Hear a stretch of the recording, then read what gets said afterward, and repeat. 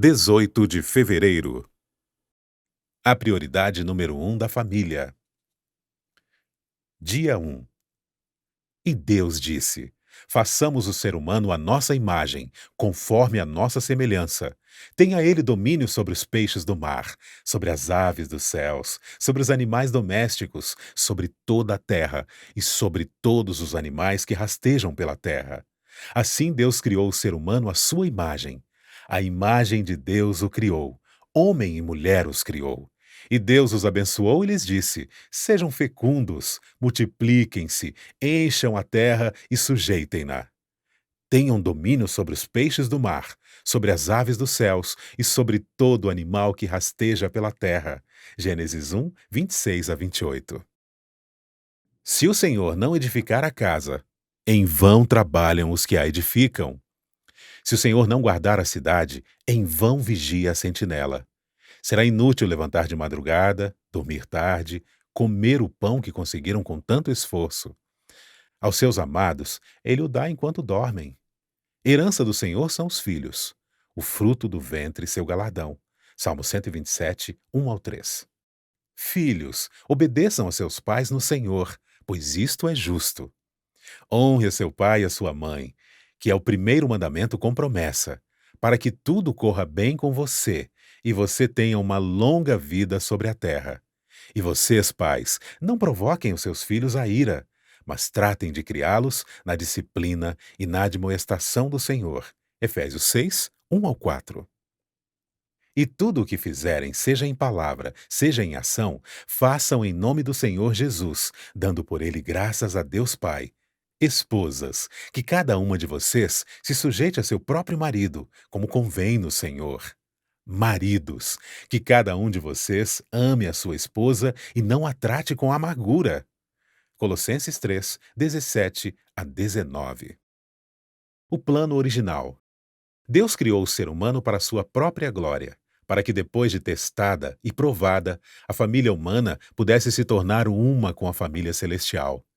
Era o propósito de Deus repovoar o céu com a família humana. Comentário Bíblico Adventista do Sétimo Dia, volume 1, página 1190.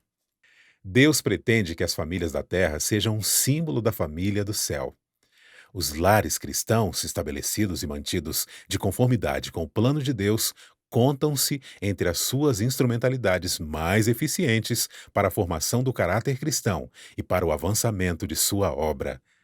Testemunhos Seletos, volume 3, páginas 63 e 64. No plano divino de educação adaptado às condições do ser humano após a queda, Cristo ocupa o lugar de representante do Pai, como o elo entre Deus e o ser humano. Ele é o grande educador da humanidade e ordenou que homens e mulheres fossem seus representantes.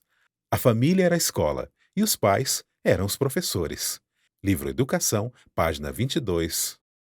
Anjos visitam os lares. Os anjos de Deus visitarão com frequência o lar em que a vontade de Deus domina. Sob o poder da graça divina, esse lar se torna um lugar de refrigério para os peregrinos abatidos e cansados. Mediante domínio próprio vigilante, impede-se que o eu se afirme. Formam-se hábitos corretos. Há cuidadoso reconhecimento dos direitos do outro. A fé que atua pelo amor e purifica a mente serve de leme, presidindo a toda a família. E recebereis poder, página 141. Os anjos de Deus, que ministram em favor dos que serão herdeiros da salvação, ajudarão vocês a tornar sua família um modelo da família celestial. Livro Orientação da Criança, página 382. Poder para transformar o mundo. A juventude e a infância de hoje determinam o futuro da sociedade, e o que esses jovens e essas crianças vão ser depende do lar. A falta de boa educação em casa pode ser responsabilizada pela maior parte das enfermidades, de miséria e criminalidade que a humanidade sofre. Se a vida doméstica fosse pura e verdadeira, se os filhos que saem do lar estivessem devidamente preparados para enfrentar as responsabilidades da vida e seus perigos, que transformação o mundo experimentaria?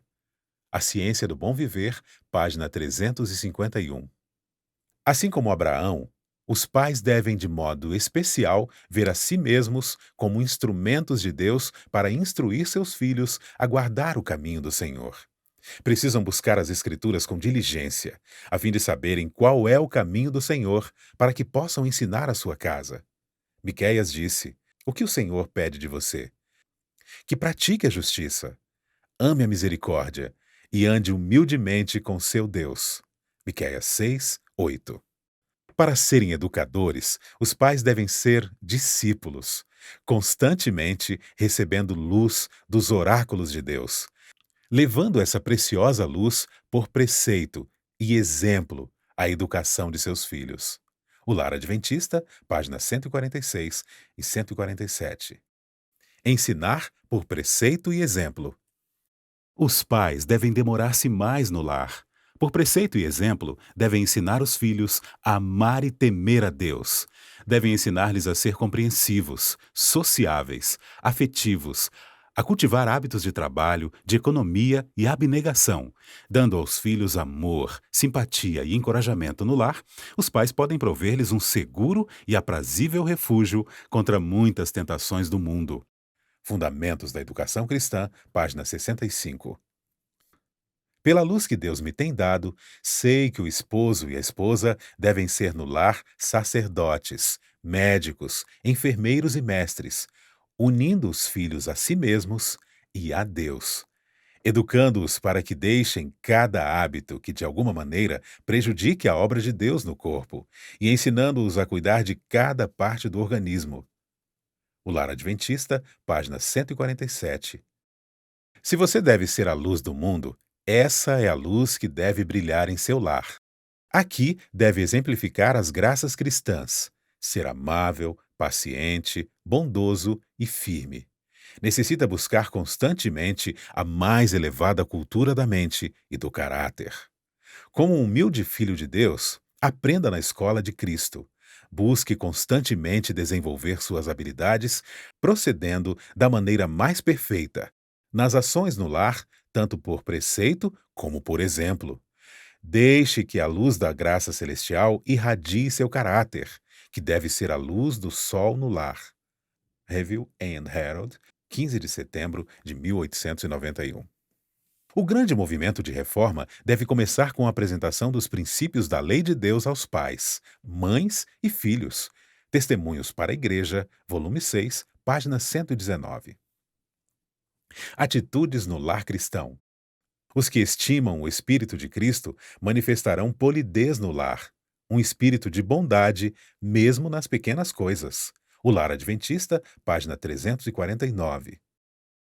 Mesmo que seja simples, o lar pode sempre ser um lugar em que sejam ditas palavras alegres e sejam praticados atos de bondade, onde a cortesia e o amor sejam hóspedes constantes.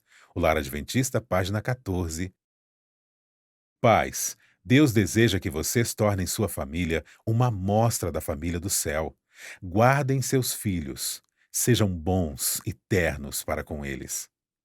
Pai, mãe e filhos devem estar unidos pelos elos dourados do amor. Uma família bem ordenada e bem disciplinada é um poder maior para demonstrar a eficiência do cristianismo do que todos os sermões do mundo. Quando pais e mães compreenderem como seus filhos os imitam, vigiarão cuidadosamente toda a palavra e todo gesto. Comentário Bíblico Adventista do Sétimo Dia, volume 6, página 1248. Influência doméstica. A felicidade de homens e de mulheres e o êxito da igreja dependem em grande parte da influência doméstica. Interesses eternos estão envolvidos no necessário desempenho dos deveres diários da vida. O mundo não precisa tanto de mentes brilhantes como de homens bons, que sejam uma bênção na própria família. Obreiros Evangélicos, página 204. O andar de Enoque com Deus não ocorreu em arrebatamento de sentidos ou visão, mas em todos os deveres da vida diária. Não se tornou um eremita, excluindo-se inteiramente do mundo, pois tinha uma obra a fazer para Deus no mundo. Na família e em suas relações com as pessoas, como esposo, pai, amigo e cidadão, foi ele um servo do Senhor constante e inabalável. Vidas que Falam, página 23. Paz no lar e na igreja. Haja paz no lar e haverá paz na igreja. Essa preciosa experiência levada para a igreja será um meio de criar bondoso afeto de uns para com os outros. As brigas acabarão. Será vista a verdadeira cortesia cristã entre os membros da igreja. O mundo conhecerá que eles têm estado com Jesus e que dele têm aprendido. Que impressão exerceria a igreja sobre o mundo se todos os membros vivessem a vida cristã? Orientação da criança, página 382.